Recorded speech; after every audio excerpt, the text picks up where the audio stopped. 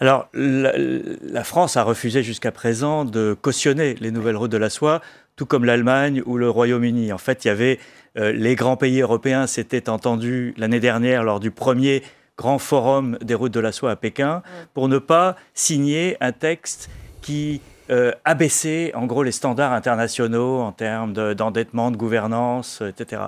Et là, il vient d'avoir un coin dans cette unité avec la décision de l'Italie de signer un protocole d'accord avec la Chine sur ces routes de la soie. Je ne suis pas sûr qu'il faille dramatiser la décision italienne. Elle est une vraie rupture de cette unité européenne.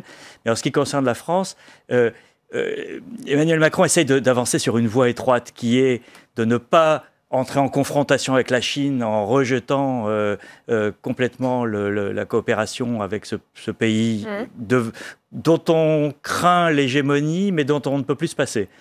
Et de l'autre côté, il n'accepte pas de rentrer dans le jeu de Pékin. Donc cette voie est assez étroite, elle est affaiblie par l'attitude de l'Italie, mais elle tient parce que il y a un contexte international. La Chine n'est pas aussi conquérante qu'elle pouvait l'être il y a encore un an. La guerre commerciale avec les États-Unis pèse beaucoup. L'affaiblit. Et donc, Xi Jinping a intérêt à cultiver, malgré les divergences, l'amitié des pays européens.